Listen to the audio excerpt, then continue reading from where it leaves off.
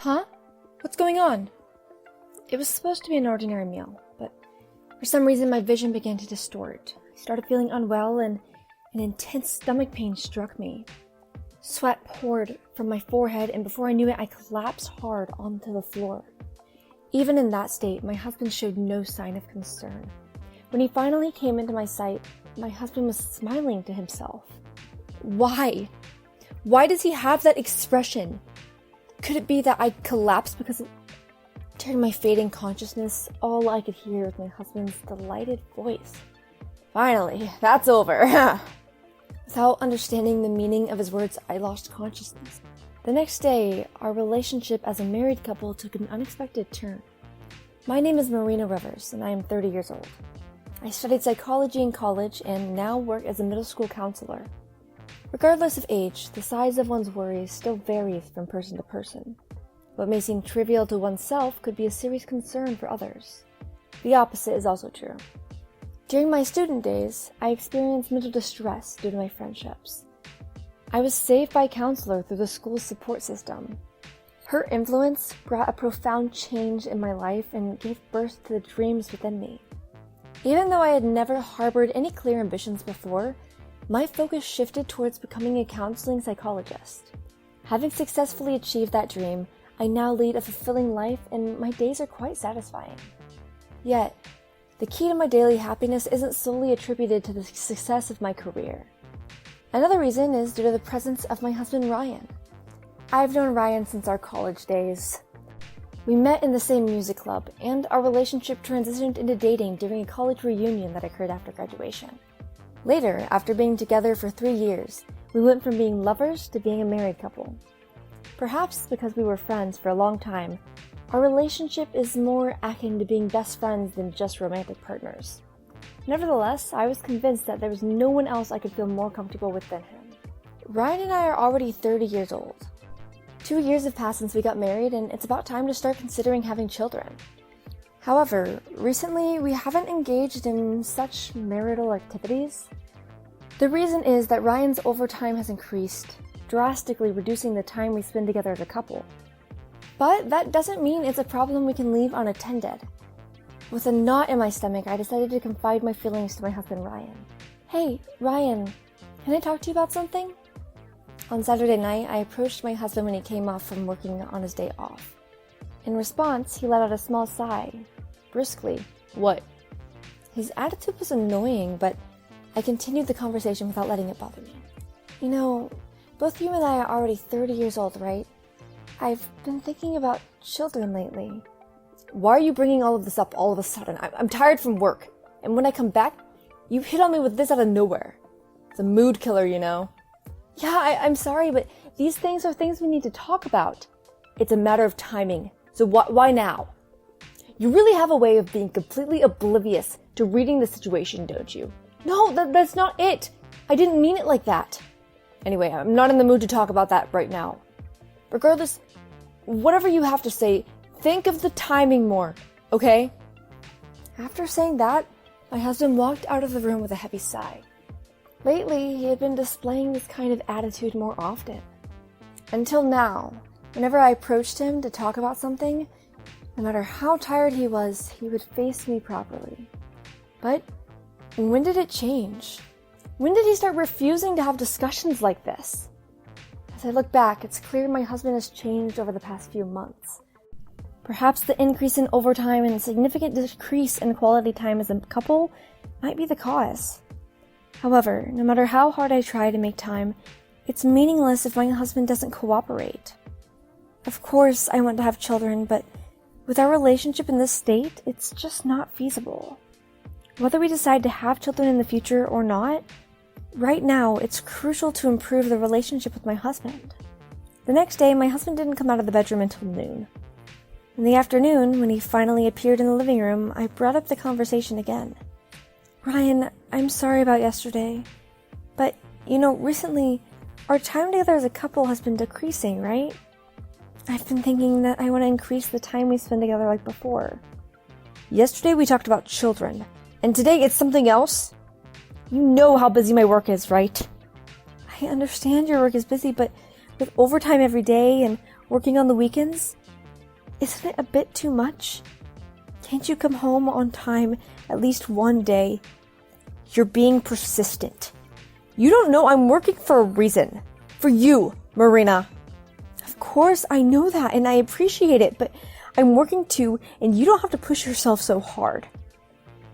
This conversation is going nowhere. Sorry, but please stop talking about it for a while. After saying this in a curt manner, my husband took his wallet and phone and left. With the sound of the door closing, the tension in my heart eased, and before I knew it, tears were streaming down my cheeks. Why? How can he say such things so casually? I just wanted to try and restore my relationship with Ryan even just a little. My husband's words echoed in my mind, and the tears kept flowing without stopping. On that day, I cried out loud for the first time in a long while. However, this was just the beginning of true hell. Since that day, my husband began avoiding me avertedly. We wouldn't even exchange greetings when our eyes meet.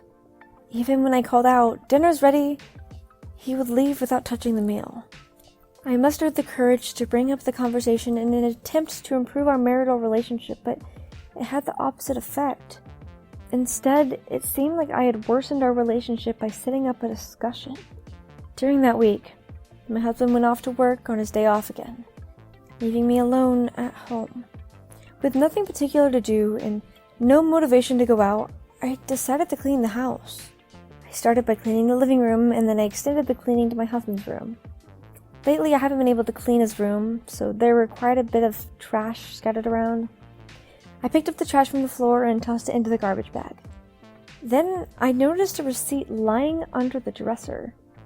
What's this receipt? The receipts are usually white, but this one, when I picked up, it was tinted green. When I looked closely, the receipt was from the French restaurant I had been wanting to visit. I've actually seen someone who went to this restaurant and posted this receipt on social media. Apparently, the restaurant's receipts are quite distinctive. Why does my husband have this restaurant's receipt? Of course, he didn't invite me. From the looks of the receipt, it doesn't seem like he went with a large group. Judging from the number of orders, it must have been around 2 to 3 people. He should have known that I wanted to go to this restaurant. So why wouldn't he tell me about going there? With a bad feeling in my stomach, I decided to search further in my husband's room. I found a large number of receipts in the trash bin, and they were all for 2 people. It seems my husband regularly goes out for meals with someone else.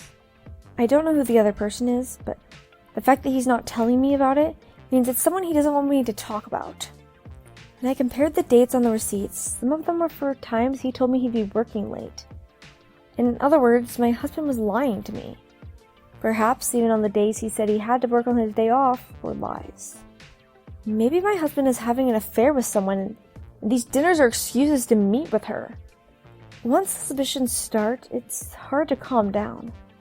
Feeling that this situation is not good for either of us, I decided to directly confront my husband. That night, as he returned home, past 11 as usual, I immediately brought it up. "Hey, Ryan, is it possible you're having an affair?" Upon hearing my words, my husband briefly widened his eyes in surprise. However, he quickly returned to his usual expression and said with a silent laugh, "Why are you suddenly saying something like that? Affair? I would never do something like that." "Today, while cleaning your room, I found a lot of receipts. It seems like you went to all of these places with someone else. Who are you with?" "It's a colleague from work. I'm having a junior colleague, so I have to pay, right?"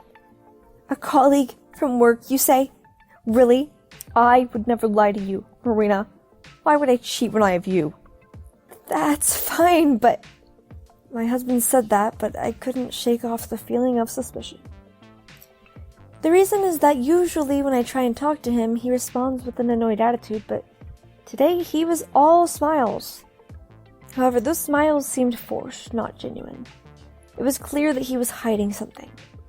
I had no choice but to find out what it was. Since that day, I started closely observing my husband's words and actions. However, he seemed to be only on guard as well, not showing any openings. In fact, unexpectedly, he became unusually kind, which is something I've never seen before. Marina, I'll be coming home early today, so let's have dinner together. I'm taking a day off next Saturday. How about we go somewhere? It's been a while. You used to like the cakes from here, right? I bought some, so let's have them after dinner. And so on. His efforts to cheer me up were so overwhelming I couldn't help but wonder what had been worrying me this whole time. I wish our conversation during this discussion had turned out like this. The fact that my husband suddenly changed like this must have been because I mentioned the affair. There's no doubt about it. My husband's having an affair. However, now that he's on guard, it's challenging to gather evidence. As I pondered what to do, one day my husband brought up something unexpected. This Saturday's our anniversary, right? I'll take care of everything. So, shall we celebrate together? Huh? You're gonna prepare everything, Brian? Yeah, I always make you go through so much trouble. So I'll handle it all, including wine and snacks. That's nice of you, but why all of a sudden? Huh? No, I just genuinely wanted to express my gratitude for everything you do. Is that okay? I have a feeling something unpleasant might happen. I instinctively sensed it. To prepare for the worst case scenario, I decided to contact my parents in advance. I asked them to come over if they don't receive a call from me on Saturday night. On the day of our anniversary, a few days later, following my husband's instructions, I went to watch a movie after work and then returned home. When I arrived home, I found that the table was already set with various dishes and wine. Welcome back, Marina. I just finished preparing everything. He smiled while saying that, but there was something dubious about his expression. Thank you, I answered with my caution and took my seat. The dishes he made emitted a delicious aroma, but I couldn't bring myself to eat, so I just left the food on the plate untouched. What's wrong? Are you going to eat? He asked with a puzzled look, and I nodded slightly. Then he smirked and poured wine into my glass. You don't have to worry about the food, just have this wine at least. I brought it specifically for you, Marina. Huh? But wasn't it open earlier? Huh? I just opened it in advance to let the air out. Come on, have a drink. Thank you? My husband was overly insistent about offering me the wine. Feeling something was off, I pretended to take a sip and quickly ate some food. Right after that, huh? What's going on?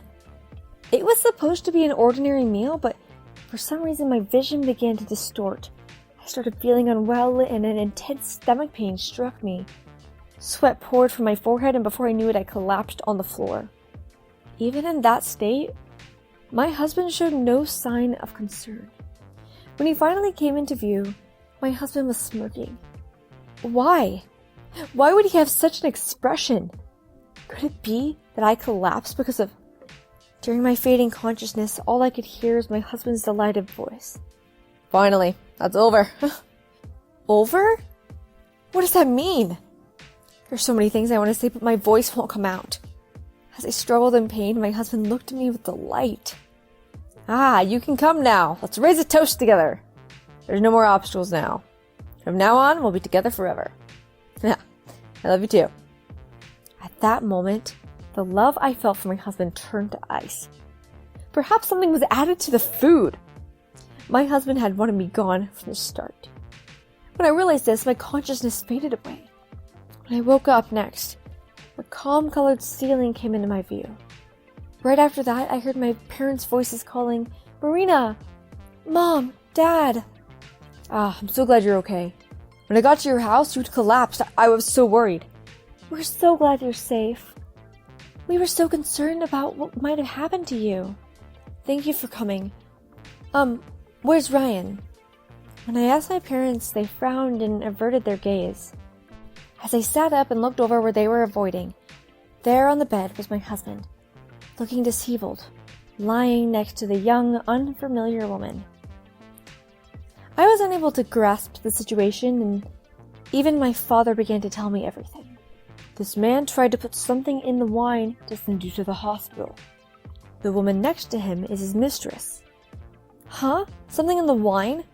Yes. According to the doctor's diagnosis, they didn't find any such substance in your body.